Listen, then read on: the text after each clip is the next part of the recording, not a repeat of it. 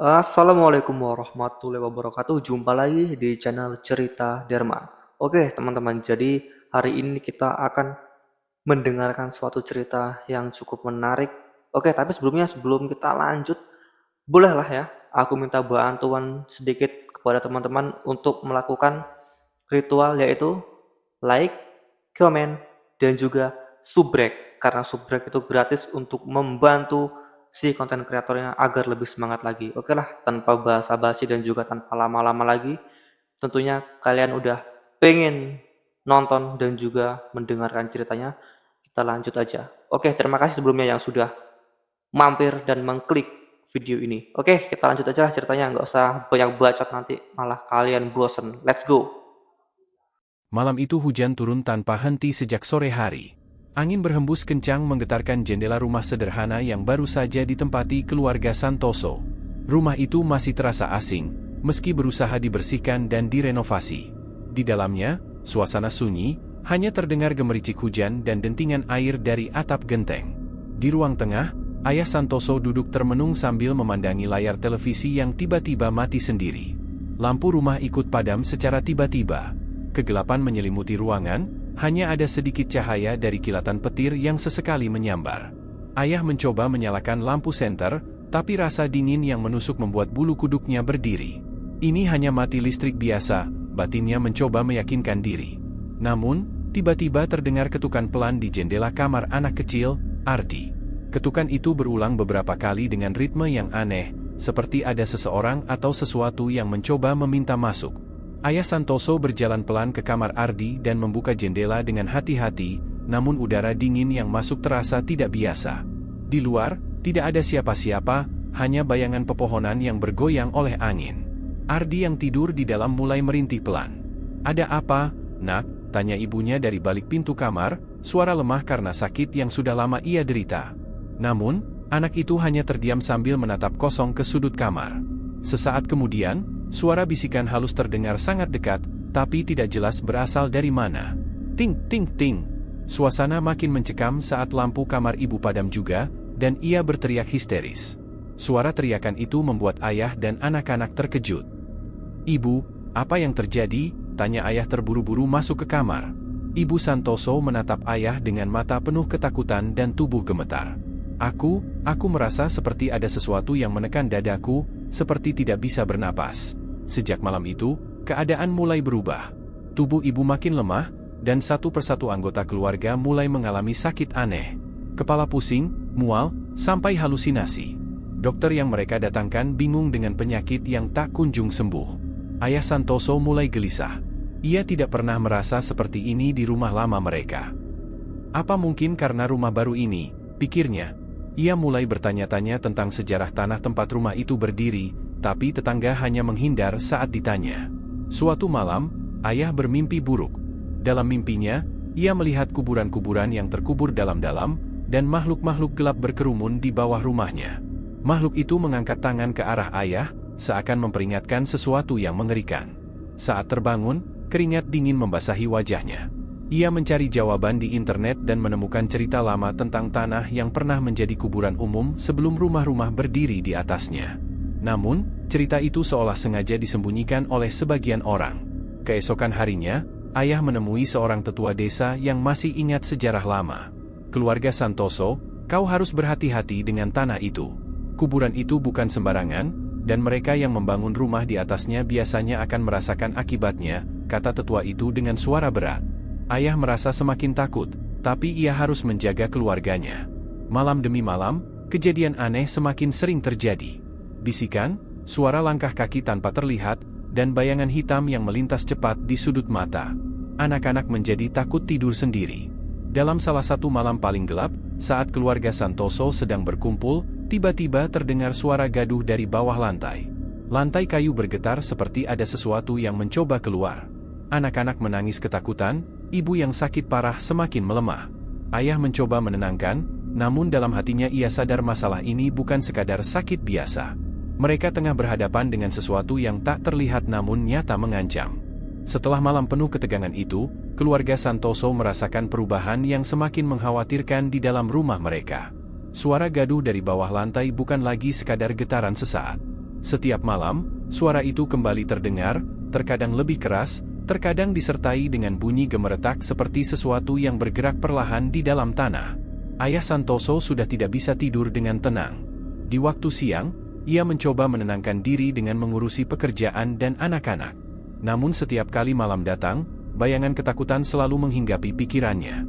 Ia mulai merasa bahwa sesuatu yang buruk sedang membayang di rumah mereka. Ibu Santoso, yang sejak pindah ke rumah baru makin sering jatuh sakit, malam itu terbangun karena suara bisikan.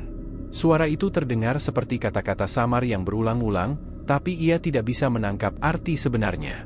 Ia merasakan udara dingin menusuk dari sudut kamar, dan suhu di sekitarnya tiba-tiba berubah menjadi sangat dingin. "Ayah, aku takut," suara kecil dari kamar anak sulung, Ratna, memecah kesunyian. Ia duduk di samping ayahnya, wajahnya pucat dan matanya sembab.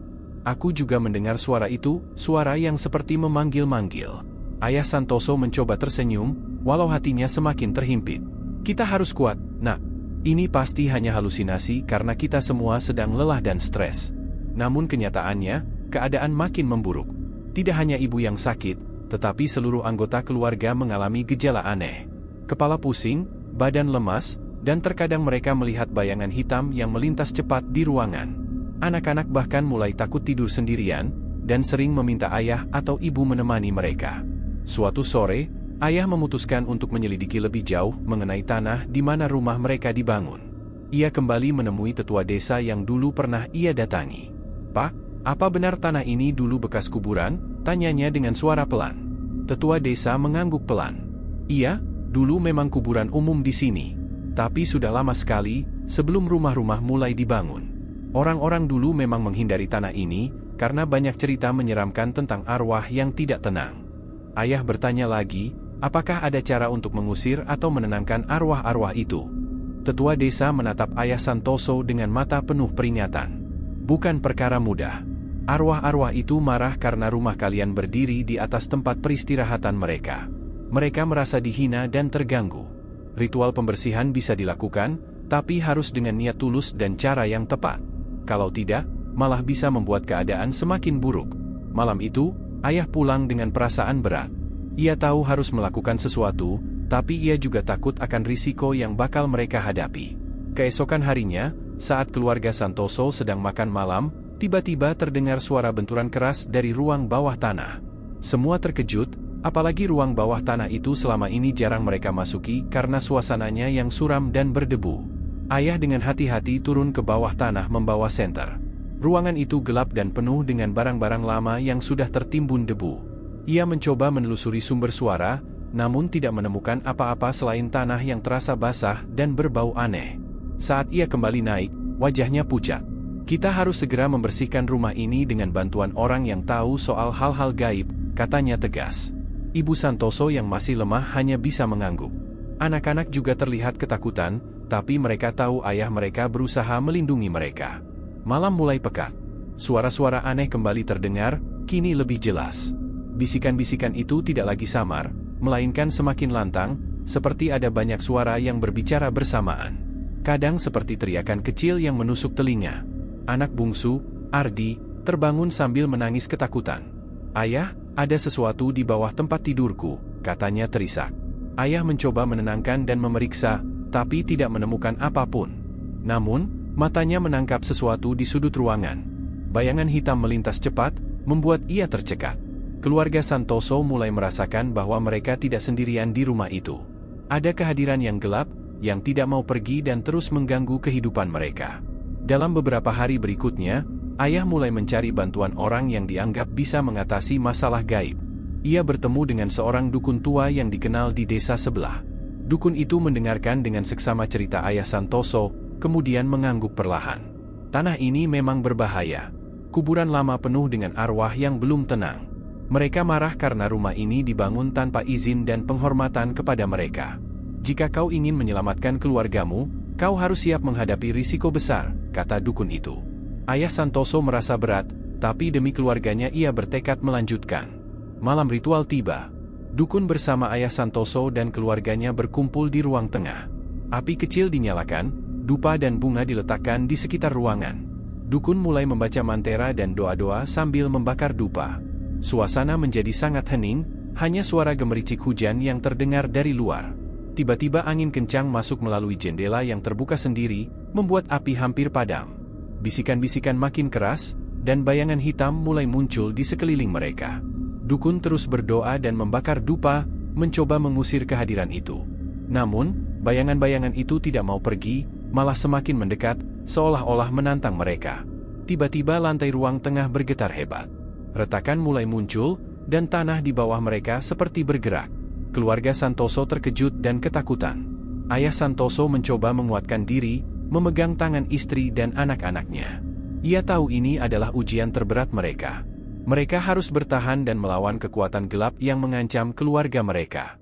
Bayangan-bayangan itu melesat cepat ke arah mereka, suara jeritan yang menyayat hati menggema di seluruh rumah. Namun dukun tetap melantunkan doa dan mantera, tak goyah oleh teror itu. Malam itu menjadi malam pertempuran antara dunia manusia dan dunia gaib. Keluarga Santoso berjuang untuk mempertahankan hidup dan ketenangan mereka. Mereka sadar bahwa rumah ini bukan hanya sekadar bangunan, tapi tempat di mana sejarah dan keangkeran bertemu. Malam itu suasana rumah Santoso semakin mencekam. Setelah ritual yang dilakukan dukun tua, bukannya ketenangan yang didapat, justru gangguan makin menjadi-jadi.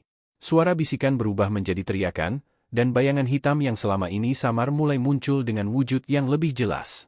Ratna, anak sulung, tiba-tiba bangun dari tidurnya dan berlari ke kamar ayahnya dengan wajah penuh ketakutan.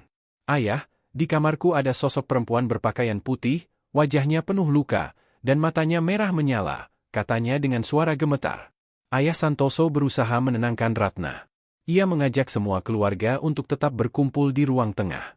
"Kita harus tetap bersama, jangan biarkan ketakutan menguasai kita," ujarnya penuh tegas walau hatinya sendiri bergejolak.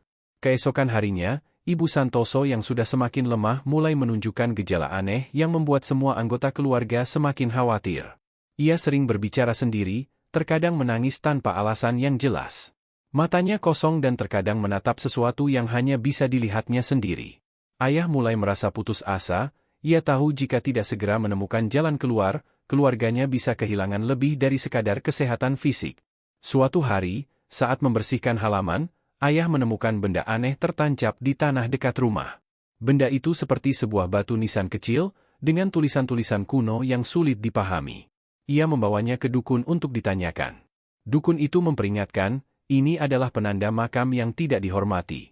Mereka menganggap rumah kalian menghancurkan tempat peristirahatan mereka. Batu ini adalah peringatan agar kalian pergi. Tapi ayah Santoso merasa tidak bisa meninggalkan rumah itu begitu saja. Ia bertekad untuk menghadapi semuanya demi keluarganya. Malam harinya, suara-suara semakin menjadi-jadi. Tiba-tiba listrik padam, membuat rumah gelap gulita. Dalam kegelapan itu, mereka mendengar suara langkah kaki yang berat dan beratap seperti ranting kayu yang patah. Di sudut ruangan, bayangan putih muncul, perlahan mendekat dengan tatapan penuh dendam. Ayah Santoso meraih salib kecil yang tergantung di lehernya dan mulai membaca doa. Suara-suara menyeramkan itu seolah-olah menantang dan mencoba mengusirnya. Namun ayah terus membacakan doa sampai akhirnya bayangan itu menghilang perlahan. Keluarga Santoso mulai menyadari bahwa kekuatan yang mereka hadapi bukan sembarang arwah, melainkan sesuatu yang sangat kuat dan penuh dendam. Setelah malam yang mengerikan itu, ayah Santoso merasa sudah waktunya mengambil langkah lebih drastis. Ia menghubungi seorang tokoh spiritual terkenal yang diakini bisa membantu mengatasi masalah yang sudah mengganggu keluarganya. Tokoh spiritual itu datang dengan membawa kitab suci dan berbagai perlengkapan ritual. Ia menjelaskan bahwa arwah yang menghantui rumah mereka adalah jiwa-jiwa yang belum tenang karena kematian yang tragis dan pengabaian penghormatan dari manusia. "Aku akan melakukan ritual pembersihan besar-besaran. Tapi ini bukan perkara mudah. Kalian harus siap menghadapi segala kemungkinan. Ini bukan hanya soal menyingkirkan arwah, tapi juga berdamai dengan masa lalu yang terlupakan," kata tokoh spiritual itu dengan suara berat. Ritual dimulai malam itu. Api unggun dinyalakan di halaman, asap dupa mengepul tebal, dan semua anggota keluarga berkumpul di tengah lingkaran doa. Suara mantera bergema, dan angin malam berhembus kencang seolah membawa suara-suara dari dunia lain. Tiba-tiba dari dalam tanah, terdengar suara gemuruh dan jeritan panjang. Bayangan hitam muncul kembali, kali ini lebih besar dan menyeramkan. Wajahnya terlihat seperti sosok yang terluka parah, matanya merah menyala penuh kemarahan. Ayah Santoso berdiri tegap di depan keluarga, mencoba melindungi mereka dengan keberanian yang tersisa. Tokoh spiritual melanjutkan ritual dengan lantang, berusaha menenangkan jiwa-jiwa itu. Suasana mencekam, angin berputar kencang dan api unggun berkilauan liar. Perlahan bayangan itu mulai melemah dan suaranya menjadi samar, sampai akhirnya hilang perlahan. Setelah ritual usai, suasana rumah berubah menjadi lebih tenang. Namun ayah tahu, ini bukan akhir dari perjuangan mereka.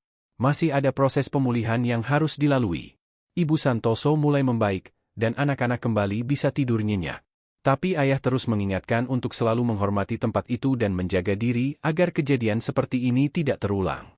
Hari-hari berlalu, dan keluarga Santoso mulai pulih. Rumah yang dulu penuh kegelapan dan ketakutan kini menjadi tempat yang hangat dan penuh kedamaian. Namun, mereka tidak melupakan apa yang telah terjadi. Pengalaman itu mengajarkan mereka bahwa hidup ini penuh dengan misteri yang kadang tak bisa dijelaskan dengan akal. Ayah Santoso mulai membuat sebuah ruang kecil di halaman rumah sebagai tempat penghormatan untuk arwah yang pernah tinggal di tanah itu. Setiap minggu, mereka berdoa bersama, memohon ketenangan bagi jiwa-jiwa yang tidak tenang. Suatu malam, saat keluarga Santoso berkumpul di ruang tengah, ayah membuka kitab suci dan membacakan ayat dari surah Al-Baqarah ayat 286. Allah tidak membebani seseorang melainkan sesuai dengan kesanggupannya. Ayat itu menjadi penguat bagi mereka bahwa setiap cobaan yang datang pasti ada hikmah dan batas kemampuan yang diberikan oleh Allah. Cerita keluarga Santoso ini mengingatkan kita bahwa kita harus selalu menghormati sejarah dan tempat di mana kita tinggal. Kita tidak pernah tahu apa yang tersembunyi di balik tanah yang kita pijak. Oke teman-teman, jadi kurang lebih begitu ceritanya. Semoga video ini bermanfaat bagi kita semua. Dan saya ucapkan terima kasih yang sudah menonton video ini dari awal sampai akhir. Terutama yang nontonnya nggak di skip-skip, aku ucapin banyak terima kasih. Intinya, semoga kalian selalu diberi perlindungan oleh Tuhan Yang Maha Esa dan juga dimurahkan rezekinya. Dan jangan lupa juga ketuk loncengnya. Jadi kalau besok aku upload video lagi, kalian bisa langsung dapat notifikasi. Oke teman-teman, begitu saja. Aku akhiri. Wassalamualaikum warahmatullahi wabarakatuh. Terima kasih dan sampai jumpa di video yang akan datang.